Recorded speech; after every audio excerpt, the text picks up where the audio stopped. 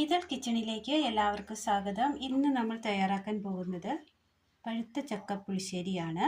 അതിനായി പഴുത്ത വരിക്കച്ചക്ക അല്പം വലുപ്പത്തിൽ അരിഞ്ഞത്, തേങ്ങ തിരുമിയത്, തൈര്, ചെറിയുള്ളി, പച്ചമുളക്, കറിവേപ്പില. ഇനി ഇതെങ്ങനെ തയ്യാറാക്കാമെന്ന് കൂടി നോക്കാം. അടുപ്പത്തൊരു ചട്ടി വെച്ച് കൊടുത്ത് അതിലേക്ക് അല്പം വെള്ളം ഒഴിച്ചു കൊടുക്കാം. ഇതിലേക്ക് അരിഞ്ഞു വെച്ചിരിക്കുന്ന പഴുത്ത ചക്കച്ചുള ഇട്ട് കൊടുക്കാം. കുരുമുളക് പൊടി അല്പം, മഞ്ഞൾപ്പൊടി, ഉപ്പ് ആവശ്യത്തിന്,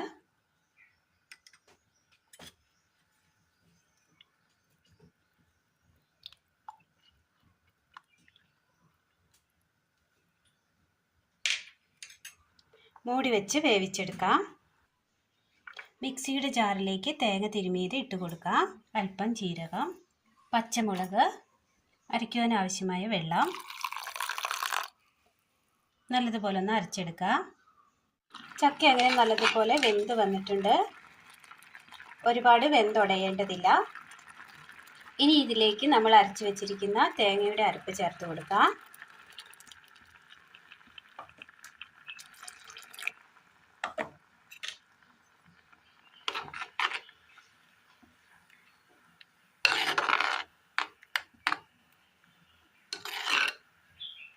തിളച്ച് വരട്ടെ. അരപ്പ് ഒഴിച്ച് കൊടുത്തതിന് ശേഷം നല്ലതുപോലെ തിളച്ച് വന്നിട്ടുണ്ട്.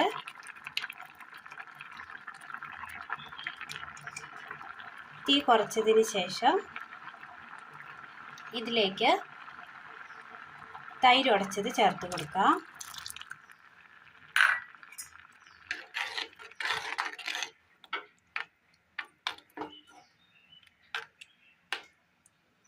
ഇനി ഇത് തിളയ്ക്കേണ്ടതില്ല, വാങ്ങി വെക്കാം.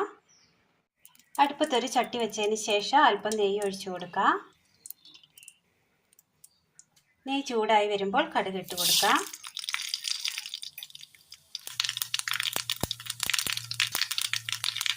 കടുക് അങ്ങനെ പൊട്ടി വന്നിട്ടുണ്ട്. ചെറിയുള്ളി അരിഞ്ഞത്,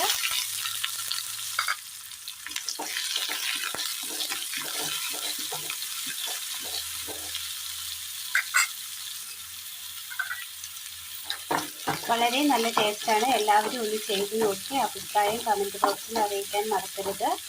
ഒപ്പം തന്നെ ഒന്ന് ലൈക്ക് അടിച്ച് പോകാനും മറക്കരുത്. മാമ്പഴപ്പുളിശ്ശേരി ഇഷ്ടമില്ലാത്തവരാരും തന്നെ ഇല്ല. അതുകൊണ്ട് തന്നെ ഇതും എല്ലാവർക്കും ഇഷ്ടപ്പെടും. എല്ലാവരും ഒന്ന് ട്രൈ ചെയ്ത് നോക്കണേ. നല്ല മധുരമുള്ള വരിക്കച്ചക്ക തന്നെ എടുക്കാൻ ശ്രമിക്കണം. ഉള്ളി ഒന്ന് വാടി വന്നിട്ടുണ്ട്. ഇതിലേക്ക് വറ്റൽമുളക് ചേർത്ത് കൊടുക്കാം. കറിവേപ്പില,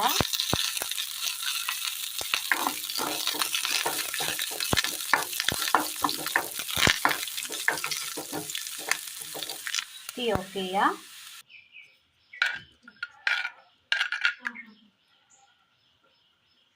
ഇതിലേക്ക് കടുക് താളിച്ച് ചേർത്ത് കൊടുക്കാം.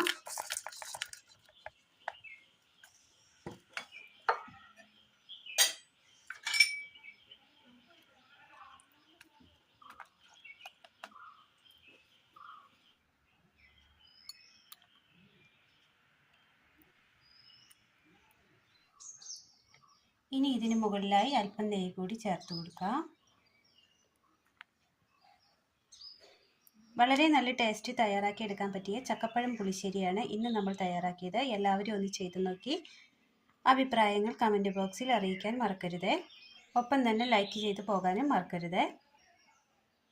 അപ്പോൾ ഇന്നത്തെ വീഡിയോ എല്ലാവർക്കും ഇഷ്ടപ്പെട്ടു എന്ന് വിചാരിക്കുന്നു. ഇഷ്ടപ്പെട്ടാൽ ലൈക്ക് ചെയ്യാനും സബ്സ്ക്രൈബ് ചെയ്യാനും കമൻറ്റ് അയക്കുവാനും മറക്കരുത്. Thank you.